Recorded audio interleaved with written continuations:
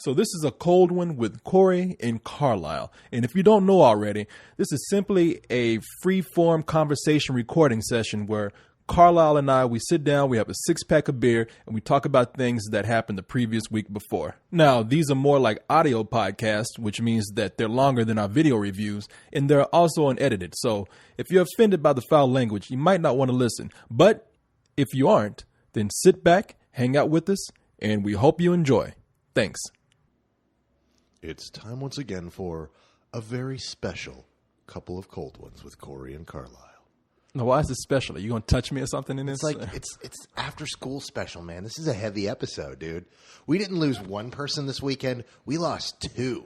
I know. And it's not like, we lost little small people or people who, were on death's door for a while. These were both kind of surprises. Yeah, they were, especially one of them. We're going to go ahead and talk about that after we do what we do, which is every week we do the countdown. Yeah, this one's not very interesting. We'll blow through this. The top five, brought to you this week by whatever strange beer Corey picked up at the Corner Mart. Okay, now, what do you think about this? It's all right. Because I went there, we have a beer mecca next door to me. Next door to the studio here, and well, it's the indie beer place. It's where you go to buy indie beers from people who know beer. Well, yeah, like home brewed, or what do you call it? Brewed locally, micro brewed, weird beers from different countries. And this is the Left Hand Brewing Company here. I don't know where they're from. It's got a big cow on the bottle, and it says Milk Stout. Now, just keep in mind, I would normally not get something that says Milk Stout. Milk and beer do not go together, at least not for me. Maybe in China or something they do. But the guy said that this was one of their best-selling beers there, and I said I need to try something different. Tried to keep in mind what you liked. He said, you want something hoppy? And I said, no, Carlisle doesn't like hoppy. Carlisle doesn't like hoppy. It doesn't make him hoppy or happy. So I went ahead and got this, and I don't know. I'll be honest with you. I'm not really crazy about it. It just tastes like coffee. Oh, it doesn't taste like coffee. It tastes like somebody poured beer into my coffee or coffee into my beer. Oh, well, I guess. I mean, now it tastes bad. Now I said that. But no, I mean, now that you mention it, it's like, okay, I can see that taste. I drink coffee so much that I don't even notice coffee taste anymore. See, I do not drink coffee whatsoever. Not that I have anything against it. I just don't. I'm hyper enough without it. I did a pot and a half today already. So you're used to this, then. This is good for you. No, because this is beer. I never mix my beer and coffee. It's not like, hey, it'd be a great idea. No. Okay, you know what? I did that. To save money, I mixed some coffee with some beer. That wouldn't surprise me. And here's some coffee that's been sitting here for 3 days, and here's some beer that's been sitting here for 3 days. Let's put it on ice. This is a new beer I found. No, I don't know about this. It's not a bad. I mean, we're talking like it's bad. No, it's not a bad beer. You shouldn't have said the name now. No, I like it. People are going to be pissed. No, I'm not going to be pissed. It's a good beer. Like I said, it's one of their best-selling beers over at the Whip In. So a lot of people like it. To hell with what we say. I'm really big into the Modelo Especial right now. I just dig that. See, I'm just trying something different. You should have told me you wanted that because I love that beer. Why do you think I bring that every week? Okay, you know what? Here's what I'm going to do. I'm going to set a beer referendum here. So I would keep getting the same thing that I know you like until you say, let's try something different. Okay. And if I call you and say, when you say, Corey, it's your day to get the beer, but don't get that shit you got last week. Get something different. Surprise me. All right. So that's what we'll do. Okay. So with that said, diplomacy, beer diplomacy. I think if the world was full of alcoholics, we'd be all right. We are. That's why there's like 3 or 4 wars that started. Oh, it doesn't help? Oh, man. All right, so let's see. You're right. The top 5 is nothing big it's this dull. week. All right, number 5. Step Brothers. Wait, hold on. What? Number 5. So you just making up for the last 2 weeks where you didn't sing? No, I'm feeling the soul this week. I'm feeling that. I'm feeling that Memphis sound. Okay, you got the spirits coming through you. I do. That was all right. That was not bad for a white dude. $80 million Step Brothers has made so far. Not bad, man. Not bad for a movie that I thought was shitty. That was a total waste of my fucking time. But it's just right when you thought people were getting tired of Will Ferrell and doing the same shit, he comes out with this, which is worse than the last thing that he did. Semi-Pro, nobody wanted to see that. And I didn't like it. The word on it isn't positive. People just keep going and seeing it. Whatever, man. But you know what? We'll get to it in a little bit. Let's go to number 4. Okay. New entry this week: The Sisterhood of the Traveling Pants 2. Dos. Pantalones dos. Pantalones dos. So that has made, since it opened Wednesday.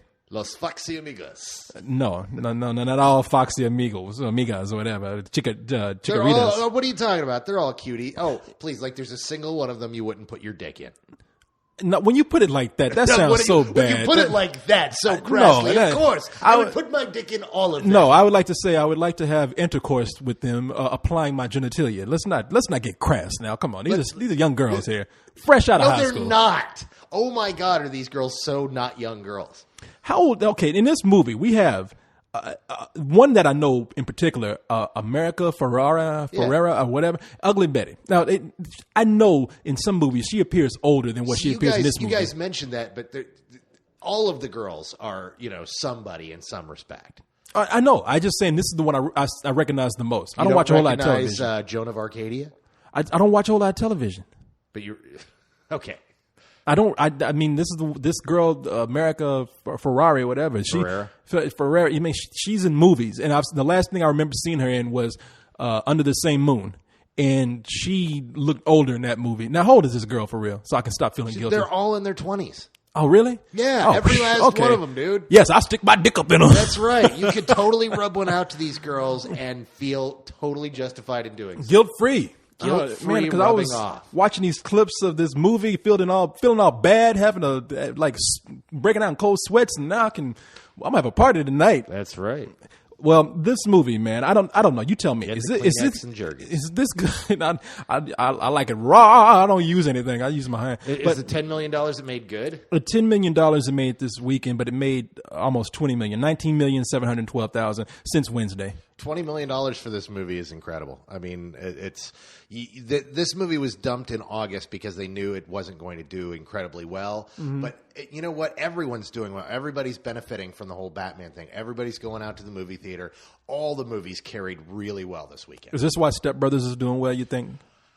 No, I think Step Brothers is doing well because it was the only comedy that was out that was for adults. That's what I thought. I mean, had it swapped places with Pineapple Express, I think Pineapple Express would be just plowing through. While Step Brothers, if it were released this weekend, people would be shrugging at it, going, you know what, Pineapple Express was better. But see, because I was thinking the same thing, because they keep doing that thing where they put a big number 1 on the screen. So if you can't hear, you're thinking Step Brothers was number 1, but they say number 1. Comedy this weekend, Step Brothers, and because it's the only real comedy that was out there until this weekend.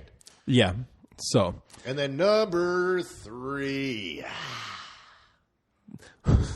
had your tongue all out on that one and everything. Thought you would turn into a werewolf over there. Wow. It is The Mummy, Tomb of the Dragon Emperor. Okay, and then we have number 2. I know you hated The Mummy so bad, but that movie has made $70 million in a span of 2 weeks. People love these Mummy movies, man. Well, except that, did you see the sharp drop-off? I mean, how much did it make last weekend? It made like $42 million. It was just shy of what Batman made last weekend. Yeah, and it dropped down to $16 million this week. $16 million. $70,671,000. Not bad. It has yet to be seen if it would break 100 million, and that's what everybody wants it to do. Ooh, excuse me, this cow's getting to me. This cow beer. All right, so number 2. Okay, there you go. I knew talking you had about number 2. You had some oomph to go in there with it. Good God, got number 2. Okay, don't hurt yourself now. Don't hurt me. I'm going to hurt myself in the number 2. Okay, it's Pineapple Express. Check and see if there's a turd in that seat real quick. I think that was the joke, dude. I think welcome to the... Oh, okay. I didn't hear that part. Okay. The number 2. Yes. Okay. So, yeah, Pineapple Express, dude. God, that was a... that was a fun review. Yeah, everybody keeps talking about that. It's like, what were y'all doing on that? Like, hey, don't ask me. There wasn't a joint to be seen in that review, so don't anybody accuse us of doing any kind of dope. Nothing. No, it was a heavy smog going on that day, and that's all you saw. We just had everybody was hungry and having a good time. But right. Pineapple Express, everybody wants to see stoner comedy, man. And this one is like, everyone's talking about how this is the return of the action comedy, even more than a stoner comedy, because we've had a lot of stoner comedies coming out as of recent. So this is a lot of people are saying, wow, it's something like Beverly Hills Cop and some other action movies that had comedy. Except that it was more of a parody of those. I mean, that was kind of the point. That's what I'm thinking. The blood is throwing people off in this movie because I said I still don't like the action part of this movie, but I can even see that it was done kind of jokingly. I loved the action in it because the action wasn't serious at all. The action was always over the top, but not so over the top that it was just goofy. It was at that level that you'd see in these various other comedies. It was a great satire of that kind of environment. So I didn't see the satire. I saw them. I know you did, but that doesn't surprise me. That movie was entirely satirical. Every single person in that movie, nobody was competent. No one was competent, but they weren't all functionally retarded. It was the type of incompetence that you see on a daily level. It wasn't Will Ferrell running around doing this stuff. No, not like that. No, I thought the movie was funny. I just didn't. Even from a technical standpoint, I don't think the action parts were all that great. But it's a funny movie. I mean, I'm not disagreeing with anyone with that. I had fun watching it. Glad it made $40 million. Yeah, $474,000, and that's not bad. That also opened up on Wednesday.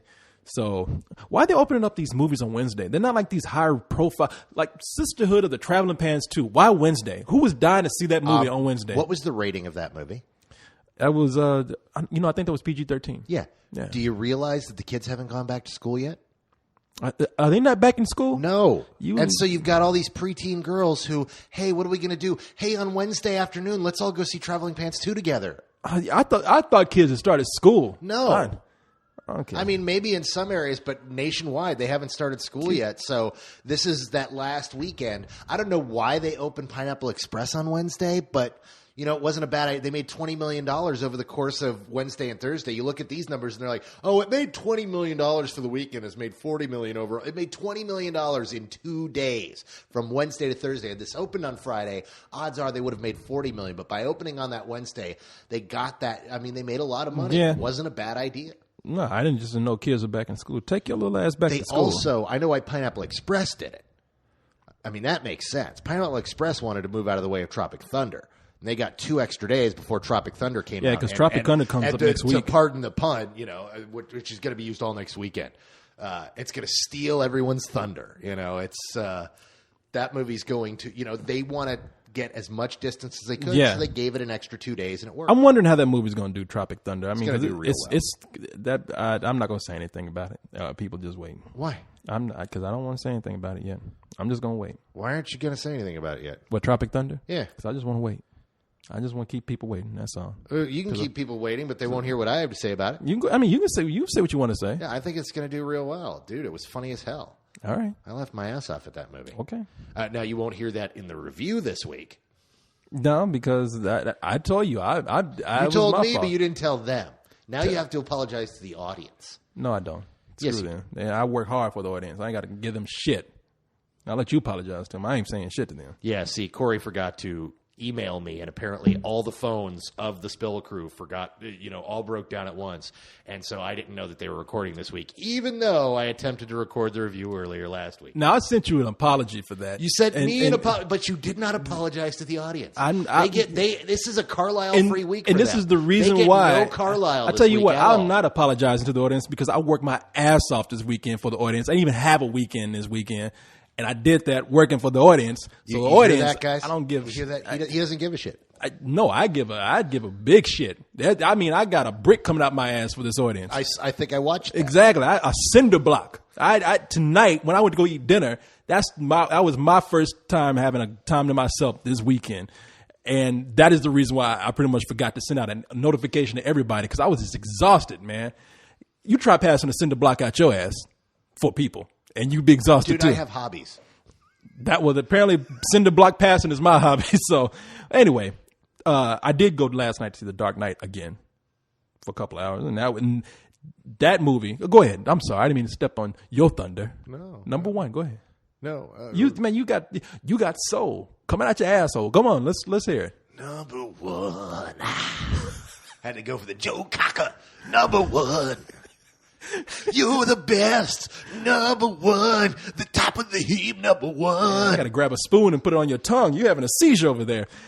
What can we say? Dark Knight. Dark Knight for the 4th week in a row, ladies and gentlemen. 26 Holy million. crap. For the last 3 days, $441 million is what it's up to right now, and 551,000. It's almost the number 2 domestic. Yeah, they say there's a chance it could beat Titanic if you include inflation, but they say it's destined to be number 2. Well, but you say if you include inflation, the list we know as the top grossing movies of all time does not take inflation into account. Never has. There's an inflation list that if you count inflation with tickets, and that was that blog that MDS wrote about. But typically what we have always considered from the dawn of time to be, the highest grossing list, the ones we always refer to, never includes inflation. Well, you should consider inflation because it's interesting what this movie would have to do in theory to beat Titanic and to absolutely. beat Star Wars. But $1 billion to beat Star Wars, and to beat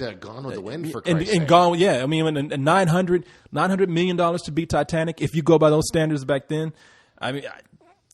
That's kind of impressive to me if it could really do that. But now I'm high. I mean, the thing is at this point, it's almost impossible. I mean, and that's simply because we've evolved into different. No, I agree. Yeah, I mean, most of the films that appear on those lists, predate. DVD, home video, VHS, and predate cable television when you need it, when you could actually wait for it to come on. You saw it in the theater, you didn't see it, and the good movies came back time and again. Well, Titanic actually was around. Well, Titanic was around for home video, but Titanic was pre-piracy, and Titanic played to an audience that surprised everyone. Titanic didn't make its money just off of your normal moviegoers. It brought in the 35-plus crowd. And that crowd came again and again, and women brought... The thing is... 35-plus, it was a 13-year-old girl crowd, too, that kept going. They came again and again and again. And the thing about that movie was it became kind of an event, and it became something to do. And the weirdest thing about that movie, that makes that movie unlike any other, is that it never had a weekend where it broke $30 million. Every weekend was $10, $15 million. Well, now, if that's true, that's even more impressive. Months. I mean, straight. I mean, because that's even more impressive. I mean, I got to give it to Titanic. I'm not a big fan of the movie, but for the phenomena that movie is incredible. And you're right. Given this time, this business that we have, I don't think we're ever going to see that because we're just going to keep evolving into a more specialized industry. Again, you get down into the futility of talking about numbers. I mean, it comes down to everything is relative, and Titanic is its own thing. It's really weird. It's a movie that it's the highest grossing movie of all time. Not counting inflation. It tied for most Oscars ever awarded, with 11 Oscars. That's what got me, man. All the Oscar stuff for that movie. It's not well regarded in history. In history it's talked about like that, but you listen to critics talk about it. You listen to the up and coming film crowd, and people don't love that movie. It's not revered like Gone with the Wind is. It's not revered like Casablanca. It's kind of sniped at a lot. No, because that movie got lucky with Leonardo DiCaprio because girls love seeing. No, it didn't get because lucky. It was girls want to kiss Leonardo DiCaprio and they imagine themselves being Kate Winslet and drowning with his ass. So see, and this is exactly what I'm talking about. But not being well regarded. I know it's not well regarded. About the things it accomplished, and you're like, "Fuck that movie, man! It got lucky." No, it did get lucky. I mean, it really did. I mean, because a movie like that, had it not had that, I got to give it to James Cameron for putting that romantic angle in there because a lot of people wanted to see that movie. A lot of people just wanted to go and see the Titanic sink, and I thought that's all it was going to be. And then you go in, and these girls want to be kissing Leonardo DiCaprio. And I'm like, wow, hey, look, good for that movie. As much as I might not love it, it's what we call lightning in a bottle. It's one of those things that can never be duplicated. It's such a part of its time and place. And something will come up that'll be another phenomenon, but we will never predict it. Sure. So, no, I mean, hell, like it's like The Dark Knight. Warner Brothers is just stunned and in shock. They keep interviewing Christopher Nolan, and he's like, we had no idea. Yeah, we're just making a movie. They were just making a movie, and Warner Brothers didn't see this coming. What's really the thing is it did so well because of just what happened, just the events that surrounded it. Yeah. And so many people saw it and had such great buzz that other people are going, just because it's like, well, I guess we have to see what everyone else is talking about. Well, they just want. That's what they say. They say they get a lot of older people who have seen. What's this Dark Knight? What's this? I'm going to go see this. And then they walk out going, wow, that was really good. Yeah. They just wanted it to surpass the first movie, really. They just said, if you make more than $205 million, we'll be pleased with that. And they're like, God damn, we did what? This Batman's a son of a bitch. I have to say, man, after seeing it for a second time, that is a tight movie. I don't even mean tight as in slang. I'm like, 2.5 hours, not a wasted moment in that movie. That's exactly when I went and saw it again, because I remember being so exhausted because that last half an hour, you're just like, oh my God, what else could possibly happen? Once you know that's coming, it doesn't feel drawn out at all. It just kind of flies by. And well, that was a major complaint. And when I say major, I don't even mean major. Some people's like, they were saying, if I had to find something wrong with this movie, it might be a little too long. And I have to say, and this isn't me even loving Batman that much, wanting to like this movie. No, looking at it as at a filmmaking point of view, that is an incredible film, man. Yeah. The music in that movie is incredible. No, it scares the crap out of me. First of all, I hate the fact that everybody's talking about Batman 3. I love the fact that people are starting to get tired of hearing about Batman 3, especially since they haven't even announced Batman 3. They're going to do it, though. No, everybody knows they're going to do it, but Christopher Nolan is sitting on a beach somewhere. The best thing I heard was Moriarty over on Ain't It Cool News said, you know what's happening right now? Christopher Nolan is on vacation and doesn't want to think about anything that has to do with Batman, and Warner Brothers is just sitting there counting their big boxes of money. Yeah, and they said he'll call us. They even said, we're just waiting on him to call us. Yeah, and it'll happen, but it's not going to happen anytime soon, and it's going to happen on Nolan's dime. Now, here's what's going to be interesting about the next one. Nobody's going to second-guess Nolan at all. And this is going to be that film where Nolan really gets to do anything he wants to, and this is his one chance to prove that he is an uber genius. Well, I'm always of the thought that if there was anybody holding him back on this one, that was a great balance. I just hope he doesn't go crazy with the next one, which I don't think he will. And that's where I am as well. That's exactly what I'm hoping for. I do not want him to. You know, you find this out. It's like what happened with Southland Tales. You know, there are some directors who are geniuses when they are tempered by other people. You look at George Lucas. George Lucas is a prime example. When he was working with guys who weren't afraid to say, no, George, that's stupid, do it again, he made a great trilogy. When everybody thought he was some kind of man god and could do no wrong, he made the shittiest trilogy known to man. Okay, not the shittiest, because they're about to make a third film for that stupid vampire series. What, Underworld? They're about to make a third Underworld film. So that's actually the shittiest trilogy known to man. All right, you want to get all these vampires after your ass. The people love those Underworld movies. Oh, man. God. And and people also, drool on themselves and ride short buses to school. I'd like to see the percentage of instances of that. I fucking hate the Underworld films. They're god fucking awful. Uh-oh. You're going to get it now. Oh, yeah, I'm going to get it. Those films are ass. But everybody always says the same fucking thing, and I want to smack the shit out of them because the same fucking thing is Tomb Raider. Because they're like, yeah, but I like seeing Kate, what's her name, in the tight pants. Oh, they're so hot. Ain't nothing wrong with that. Yeah, there is. It's called the internet. Don't go and pay for a shitty movie to see her wearing tight clothes. I've never paid, so that's my deal. I've always gone and saw these movies for free, and I can see my ass without having to put a dime into the Underworld movies. Yeah,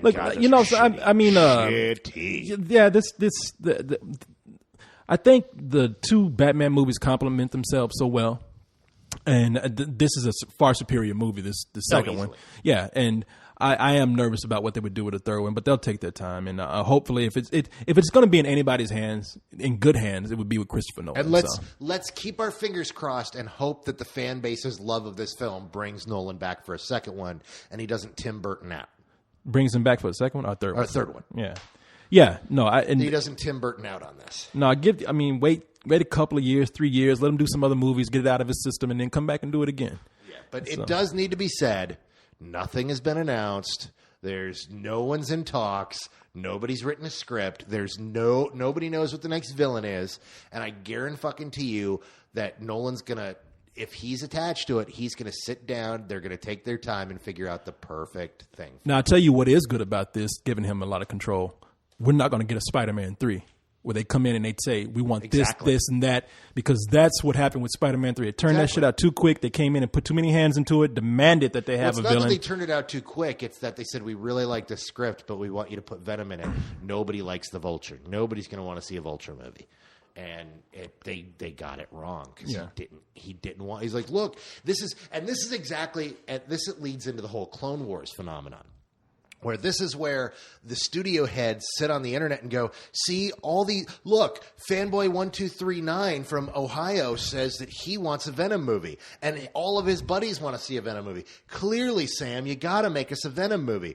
All right, fine, I'll make the fucking Venom movie. Yeah, and then, but you have a filmmaker making a film about a character he doesn't even like. Yeah, well, I mean, that's the problem. You could have made a movie with Venom, and they could have made it well. They just crowbarred it into a film and didn't know how to do it. They needed to wait for Sam to leave and to get another director to do Venom. A director that loves the Venom story, that knows the Venom story by heart, knows the best issues, and knows how to tell one. I'll have somebody write the script. And I mean, I think he could even direct that. Raimi just didn't love Venom. He just didn't like. But he's a good enough director. If given a good enough script, he can work with it.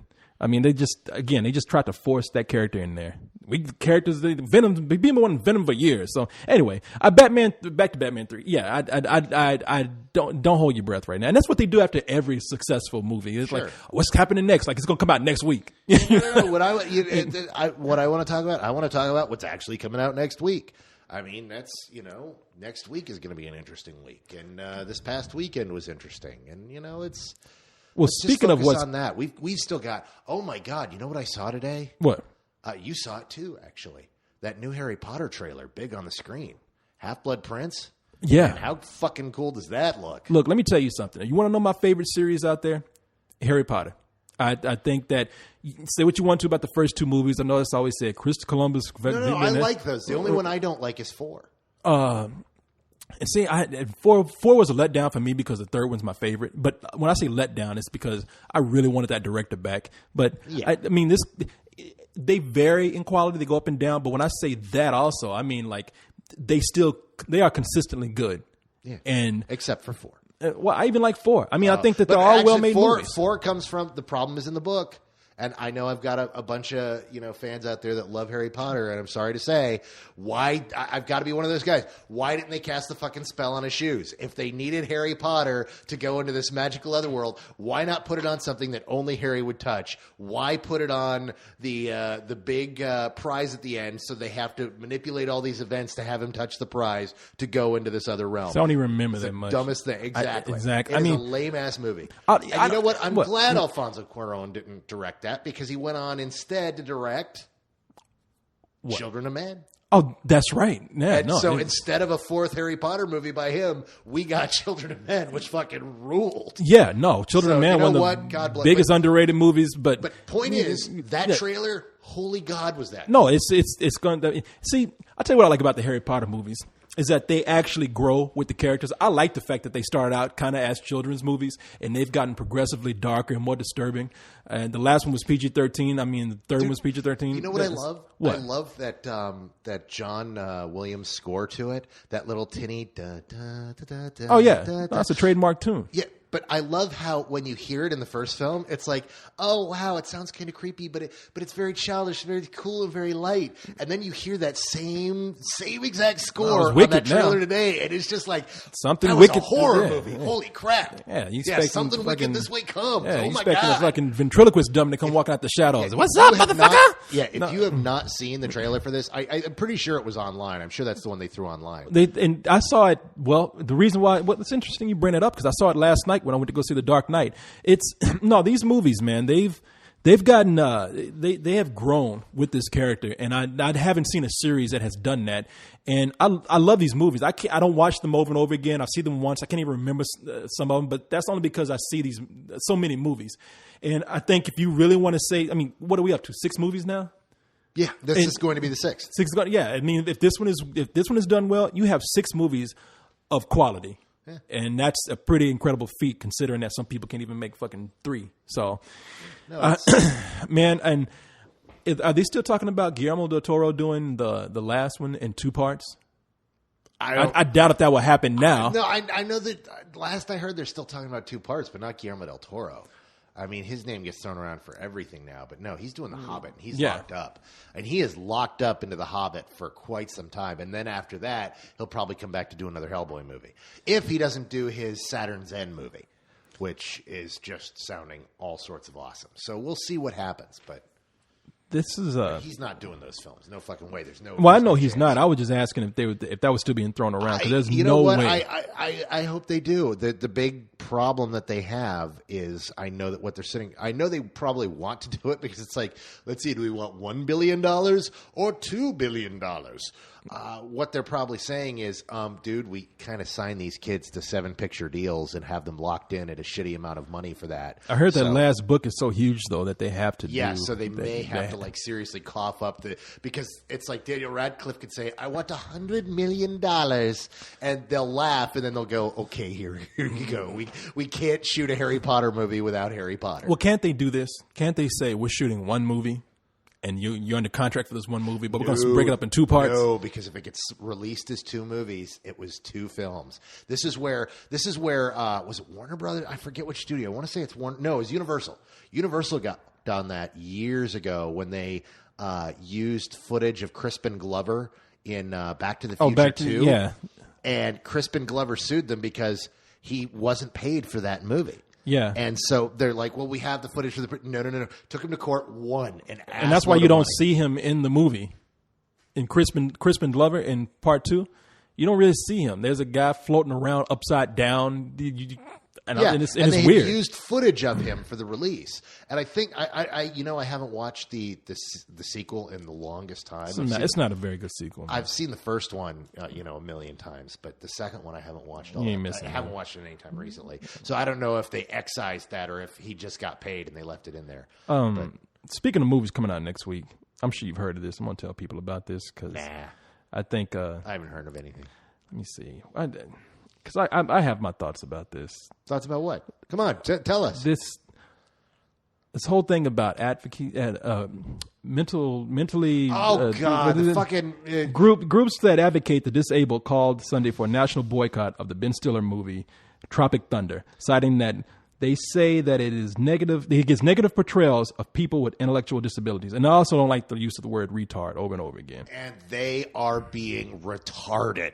Okay, I cannot imagine a worse target for this. This is a film that Tropic Thunder, in it, what they're complaining about is Ben Stiller's character. God, I forget the name of his character. Jack. Simple Jack. Well, no. But the name of his actual. What's the name of the guy? Anyhow, Ben Stiller's the actor in the movie? The actor. I mean, it's Ben Stiller. So. Yeah, Ben Stiller's, he plays an actor who is an action star, and he's in all these really terrible action movies. And so he tries to branch out and makes a movie called Simple Jack. And it's unspeakably awful. It's panned. It's held as one of the worst movies ever made. Not just the worst of the year, worst ever made. It's awful. They show a few scenes from the film, and then it plays in later in the movie. And he is having a conversation with Robert Downey Jr.'s character. And Robert Downey Jr. just comes out and gives the best monologue of the film, in which he just kind of says, well, yeah, you okay, I'm not going to ruin that. Yeah, I was about to say. I'm not going to ruin it because it really is, that is like the best. But let's just say that they use the word retard over and over again. And he's essentially talking about playing the a various retarded people person. in history who have played mentally handicapped. Basically, people. If you go too far, then you don't get an Oscar. If you play what he calls full retard, you went full retard, and that's what they're having a problem with. And the thing is they're not making fun of the mentally handicapped. They're making fun of actors who play the mentally handicapped. They're making fun of the system and the type of mentally handicapped that we as audiences want to watch on screen. And that's what the whole joke is about. All the actors in this movie, the actors in the film that the real actors play, all the characters in the movie, let me just say, they're all idiots. I mean, that's the whole gist of the movie. They're all put in this situation, and they have no idea. They're clueless to the fact that they are in they're all clueless to the fact that they are in a real situation. What's his name? Jay Birch. Yeah, the guy who Judd Apatow veterans. They're pretty much put in this situation like, yeah, we're going to stay in character while they're being shot at, while they're being attempts on their lives, and so yeah, I mean it is actors in the movie being idiots. Yeah, and I think that there's a sensitivity level there that people are acting upon maybe too strongly. At the same time, though, I understand where it's coming from. It's people. It's just now beginning to. You grow into certain words, and we're seeing as people become. What's that? You continue. I'm going to grab a beer from the fridge. Oh, you don't want the cow beer right here? No, I don't want the cow beer. I'm going to have myself a Corona. Man, so many cows have died for this beer, and you don't want any? I'd be goddamn. No, there's certain people who becoming part of mainstream society. I would look at them differently. And gay people are one, and we use the word fag a little loosely, I think. And we're just now beginning to see that that's kind of sensitive, being that they're represented a little bit more. And I think people are using the word retard a little loosely. And I understand where they're being kind of nervous about that because people do it everywhere. And I think that there's getting to a point where people are saying, yeah, it is kind of a hurtful word. And I think they're kind of sensitive to the fact that society as a whole has not come to grips that there's a certain amount of people that are actually offended by that word. And you know what I would have to say about anybody who believes that? What, you're retarded? No, you're a retard? They're a moron. Well, I mean, that's the difference between you and me, I guess. I can kind of see. See, you missed the irony in the statement. Moron, it used to be a medical term to describe a certain IQ level. Moron and idiot are two words that used to be medical terms that slipped into casual use to describe someone who was just being stupid. The same way retarded did. We don't use the word retarded anymore to describe people who are mentally handicapped. They're mentally handicapped. We don't say, oh, be careful with him, he's retarded. Retarded isn't that kind of a word anymore. That slipped out of typical usage and is considered an offensive word, which is how we use it. We use it as a swear. We use it, as, dude, you're being retarded. We don't, mentally handicapped is the word we choose to use now. And I don't find any problem with the word retarded because retarded is just the new moron. It's just the new idiot. It is that word that used to be a medical word, isn't anymore, and we just use casually. Now, by that same token, I would say that certain words, the way they evolve, some of them can be looked at as that's just become common slang, and some of them still hold on. I always have to go back to the old, this is the old standby, the word nigger, which back in time it was used to describe people from a certain part of Africa, mainly Nigeria, and people just used to say nigger. That's what they're from. And if you look in the dictionary, some dictionaries describe a nigger as an ignorant person. However, we still use that as a sensitive word, and it is very sensitive for certain people. But the problem is that you've brought up the one word in the English language which has a number of different problems with it. Because, it has a history that a certain segment of the population hold on to as being this hurtful, hateful word. But then, by the same token, we have another portion of society that uses that word as everyday parlance. That, you hear that word constantly, and that word gets used in friendly, jovial manners. We have such a weird. It's a word that has a weird. I will say this. Quirk to it. I'm just retarded. Doesn't retarded is just just a slang. I get email every once in a blue moon from people who are like, hey, look, my son is that word would apply to my son, and he reads your site, and we don't appreciate that you use the word, and it's like, well, you know what, you're a moron. Hey, have you ever used the word moron? Because you know what, odds are your son's a moron. But then they go back and say, have you ever called anybody a nigger too? I mean, it's at that point right now. We could go any number of ways. I mean, if it continues to be a word, and they're mostly talking about the word retard, and retard is a word that is mostly applied to the mentally handicapped. I mean, we use it freely, but it's really a slang for a mentally handicapped person. And if that word continues to be used as something where we use it to laugh at people and poke fun of them, then yeah, I could see why people could be sensitive. I mean, if it evolves into something that is slang and people ease off, I mean, that could happen also. It could be, like you said, it could be like idiot or anything. Words evolve. Words have always evolved. You look at the fact, like when we were kids, you couldn't say the words bitch, ass, or hell on television or the radio. Now you could say those in public and in front of kids and people don't wince. Yeah, but they're used not to describe a person's intelligence or a person in a derogatory term. But nobody uses the word retarded in reference to the mentally handicapped anymore. It's a word that has been separated off and has spun off and has its own life. Like I said, it's mostly retard. In this movie, they are using it to describe a mentally ill person.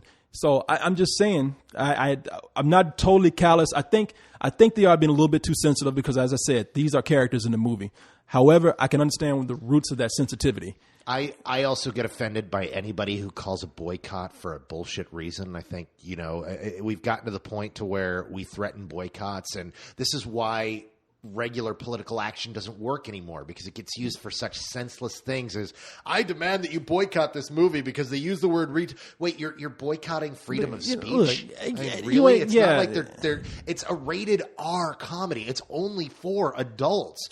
It's not something that they're taking out to the kids. It's not something they're forcing down the throats of 8-year-olds.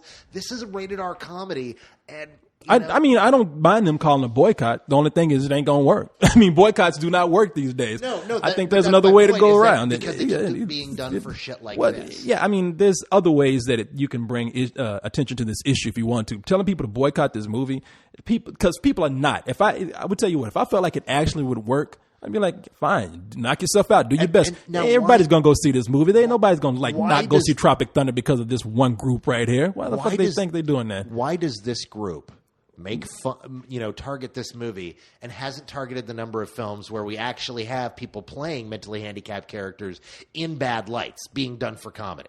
Well, that's another problem with this kind of this issue, that they target on something that they see. Meanwhile, there's a lot of stuff that's going on, because I see this going on all the time with video games. People wait for that one thing to pop up that gets exposed or gets brought up in the news when it's been going on the whole time. Yeah. So there's other ways to handle this issue. I don't think this is the best way. People are going to go see Tropic Thunder. I'm telling you right now, listen to me. I'm telling you, whoever the association, if we don't like the word retard or whatever, you're not going to accomplish anything by doing this. That's life. The only thing they're accomplishing is they're getting, beaten about the head by, people online and by pundits, because they don't really have a solid leg to stand on.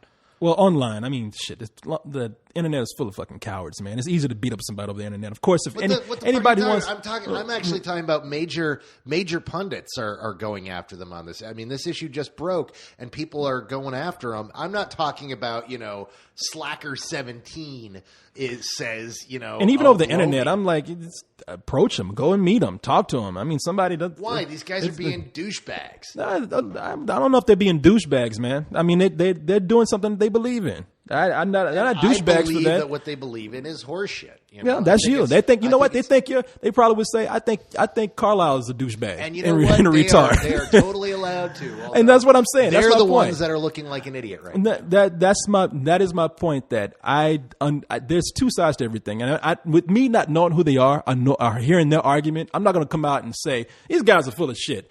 I mean, they might have a valid point without me hearing that. My point is, you might as well forget this boycott shit. It ain't gonna work. It ain't like fucking the marches back with Martin Luther King and shit. This shit ain't happening. All right. So I'm gonna go see Tropic Thunder probably again and put money into it. So this shit ain't working. And I'm sensitive to your issue. See, and there you just talked about the movie. I know.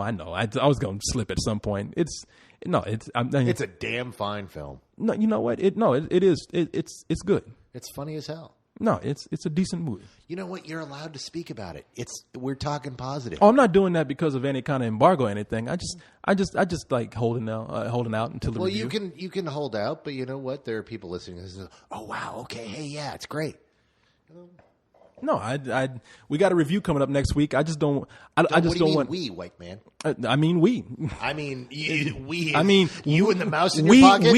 We as in we and We the as rest in of the people everyone that that was were invited there. over. Yeah. We as in everyone except you. But there is a we involved in this, and not a Nintendo we. Is They're we just is not in the room. It was me, Leon, and Cyrus. That we, white man. So that was mighty whitey, Corey. Yes, sir. Thank you. Thank you. Howdy doody, sir. Thank you very much. Yes, sir. Since we had to make it race. Oh, I know. Let's get into the depressing segment of today. I know. Our black men are dying. God. Our black men are dying.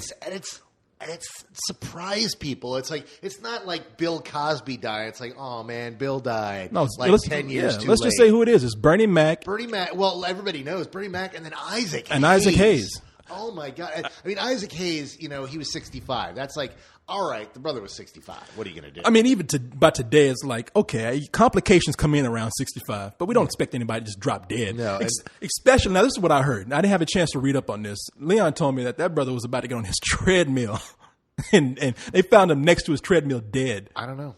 All I know is that I read that they found him unconscious in his home and he passed away. Police are investigating, but they don't think foul play is involved. So I don't think the Scientologist came in or anything like that. I don't think the Scientologist would have killed him. I mean, maybe he was about to talk. Maybe he said, fuck this shit. And they came in. I don't know. I mean, I'm making jokes. But yeah, it really did take me by surprise. I mean, and both of these things I found out when I woke up in the morning. I wake up on Saturday morning and I see all these posts on the site about Bernie Mac. I'm like, what the fuck did Bernie Mac do? Did he do something to a Barack Obama again? Did he make a crazy found this joke? Out this morning? No, yesterday morning. Oh, yeah. And then I found out that, he's dead. I'm like, I go to the front page. I'm like, he did die. And died at age 50. Now, that's young by today's standards. Yeah. And what people feel so sad about is that his career didn't really take off until he was in his 40s. Right. And they said that they expected him to go on to be sort of a semi-legendary comedian. There was a lot of heat on Mr. 3001. I mean, everybody was looking forward to seeing that movie. And are you serious? I was about to say, of course, man, I'm not fucking. I was about serious, to say, dude. now that's retarded right there. But he was just at this point beginning to make some movies that people considered to be high profile. I mean, him to be concluded. Well, he's been doing it for the last 7 years. Well, actually. him be included with this new Rat Pack we have with the Ocean's 11 people and everything. Yeah. I mean, he was a major celebrity now. No, he was that. And the thing is what was so great about what? I'm just laughing about that Mr. 3001. And see, normally I would say no way, but today you just never know, man. Know. You can not tell. I was totally kidding. No, it was weird because what was great about Bernie Mac is that he became famous and he hit that level of fame that was just like that super level of comedian fame without actually becoming the white friendly comedian. He never Sinbaded up he stayed. His act did not change. I mean, hell, he just caught flack for it 2 weeks ago. At the Barack Obama thing. Yeah. I mean, there's lots of great jokes about the Democratic Party doing him in. But the thing is he always stayed true to who he was. He always did the same act. And he became a household name. I mean, he had a TV show. And it was in syndication. It was a good TV show. Yeah, no, it was. And he became, look, I have nothing against Bill Cosby except that he got busted on doing some foul shit when he was kind of talking shit about everybody else. But, you didn't hear about Bill Cosby raping somebody? What? Yeah. Yeah, he just came out. Bill Cosby just touched someone, and this is years ago, and it's just now coming out. No, I'm fucking lying, man. Wouldn't that be horrifying though to be molested by Bill Cosby though? Bill Cosby, you see, I'm about to put my schism into your scasmopsy. See, that's the thing. He's coming at you. He's making those faces that you thought were cute before, but horrifying now. Now you're going to taste the Jell-O pudding pop. As Leon said, drink Coke. That man hasn't had a Jell-O pudding pop in years, and people still give him shit about that. People are giving. He did it in our childhood. That's I guess why. Bill Cosby was catching flack because he came out and talked stuff against. Talked about how black people messed up, and I kind of agree with him on how we need to look at our own selves. But then he got kind of busted on extramarital affairs and all that kind of thing. And so a lot of people like kind of saying, back to Bernie Mac. But the thing with Bill Cosby, and the reason why I'm doing this is because Bill Cosby did the Cosby Show, and everybody accused him of being, oh well, he's so white and suburban. I thought that was a ridiculous argument, but whatever. But Bernie Mac stayed to what people consider to be black, and he did a family show. Well, no, and he had a particularly great angle. He had this thing. He had this life experience that he drew from of having been done with the kids. Being in his 40s and like, great, we got rid of the kids. I can totally go off and focus on my career now. Have a great life. Yada yada. Bam, he's taking care of kids again. Yeah, and this provided this whole kind of second life that he had to start all over again, gave him a whole host of new material, and he had this great crotchety old man dad routine that was just fucking hilarious. Let me tell you something about Bernie Mac, man. Tell me something about Bernie Mac. Being that I knew Bernie Mac personally, and I sat down and had some beers with him. In fact, he was coming in next week for a cold ones, and I'm sorry that he's gone now because he can't do it. Yeah, I know. I was really looking forward to having a real co-host. No, I'm still going to be here. Yeah. Me and the co-host are going to be here. Yeah. But no, I mean, he was. I've seen him in several interviews, and you can tell his personality is what he brought into everything he did, and he was real. I mean, he was able to stay who he was, and also bring that into his comedy and to the characters that he played. And when you see him in his interviews, you see that he still remained a really down-to-earth person. Never forgot where he came from. He always said that. And I think that's what people really love Bernie Mac for. I know that's why I thought he was a great comedian. I dug the hell out of him. Plus, he was the funniest of the kings of comedy. Mm-hmm. And I don't even know how many times I've watched that disc, but he was always the best part of that. Yeah, no, that's what everyone said. He closed it out, and everyone said Bernie Mac, that is the guy. He's the funniest one on there. And honestly, man, I was always looking forward to seeing Bernie Mac in person at some point, like doing it at a show, like at a live show or something that he did. Because God knows I've seen D.L. Hughley enough times, but I've seen D.L. Hughley. Man, let me tell you something. I paid to see D.L. Hughley, he was funny. Yeah, he was actually funny. No, very funny guy. And then I turned around and won tickets that same weekend and went back again. So I was like, God damn, D.L. Hughley enough. He's one weekend is enough. Stage going, that brother ain't here for the jokes. You must be here for the wings or something. No, he was a funny guy, but I was like, no, not the wings. I was thinking more about the thighs. Oh. Wings and thighs, man. Being slow today, man. Wings and thighs, but how was I supposed to fucking get that? Thighs and thighs. What? That is not an obvious joke. No, the obvious joke was you ain't here for the jokes. Never. I don't want to explain it. Yeah. There are other people laughing. Obviously, there are no kings of comedy in this room. This is some fucking court jesters, but gets him at least. It's not something that tell him either. But regardless, I think that I'm looking at all those guys, and I was like, this is the one guy that I would actually like to see on stage, live in person, and even just meet one day because he was such an interesting interview. Now, moving on to Isaac Hayes. Isaac Hayes, man. And the thing is, and what I feel really bad about is the last thing that Isaac Hayes was involved with was all that shit on South Park. Exactly. In fact, I saw a story that linked to Chef's death at the end of that episode.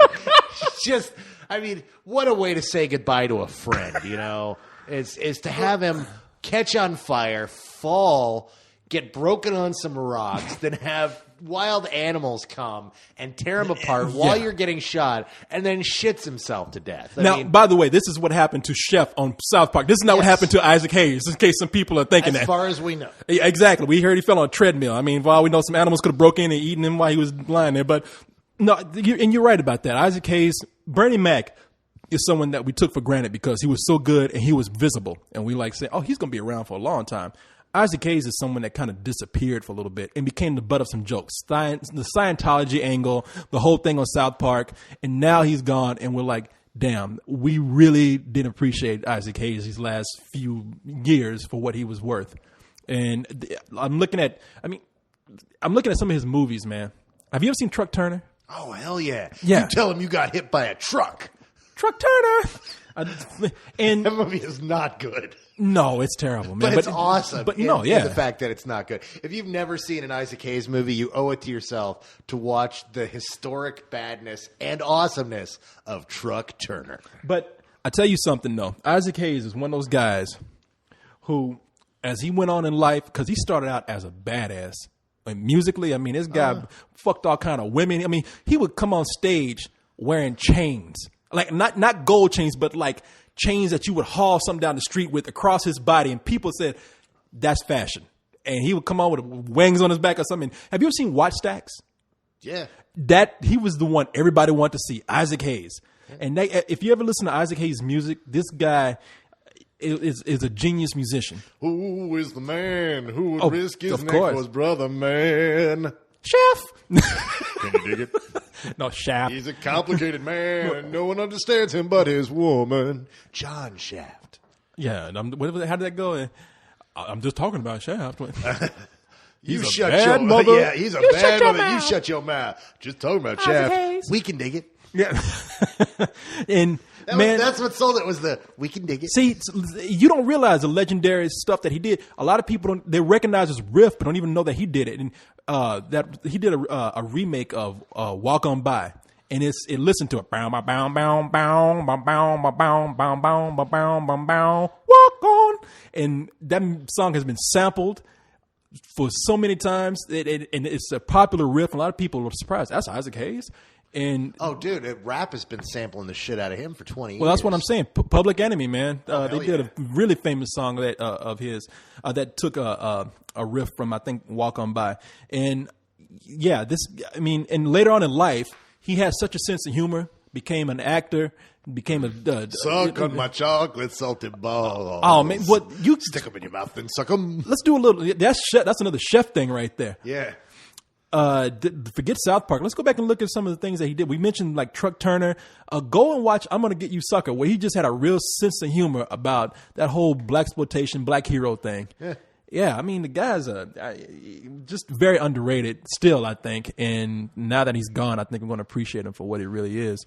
And like I said, I'm just sorry. I am sorry that I didn't, because I like Isaac Hayes. I'm a fan. I listen to his shit all the time in my car, and I'm sorry that I didn't appreciate him for what he was worth these last few years. Because I made fun of him for being a Scientologist. Oh, see, I've always loved Isaac Hayes, man. He's just fucking incredible. I was so happy to see. God, what was it? Was it the year 2000 when they did the whole big throwback of all the various Oscar-winning songs from the.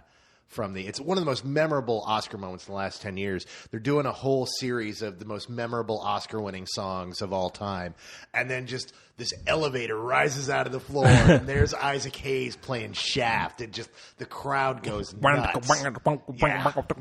Yeah, no, it's got the longest intro in the history of music. It's so fucking long. It takes like it was 5 minutes before Isaac Hayes even comes on. That's meant for you to like take some time and get your black jacket on, put on your turtleneck, get your walk down, and start walking down. Get in the mood. There's like 3 lines of vocals. I mean, it's just like, but it's such a great song. But nobody knows him but his woman. Movie too. It's a classic song. I mean, you hear that song, and you just see John Shaft walking down the street, and it's just in more ways than one. I'm talking about him like he's some forgotten hero or something, but he has definitely left an imprint with the last 3 generations.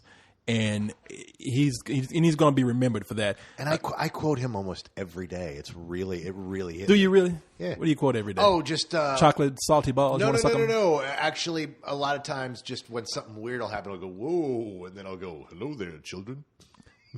Damn, that sounds like Uncle Remus. Hi, Chef. Uncle Remus. What the? Well, no, like I said, I mean, a lot of people remember him from some roles in the 90s, and people. Now that would be a cool remake. Song of the South with Isaac Hayes. That would have been. That's the remake. Redo it so it's not so racially sensitive and pisses people off.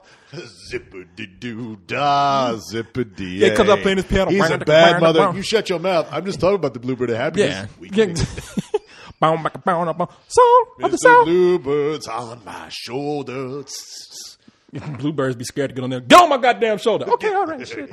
But tell him you got hit by a truck. Well, we got two guys That's my favorite Isaac Hayes quote of all time, though, is What? You tell him you got hit by a truck. Truck Turner. Truck. And then it comes up and the logo comes up, Truck Turner. Yeah, people, like I said, I know there's a lot of shit that I could tell you about with Isaac Hayes right now, but right now, immediately, go and rent Wattstax, one of the greatest concert movies ever made.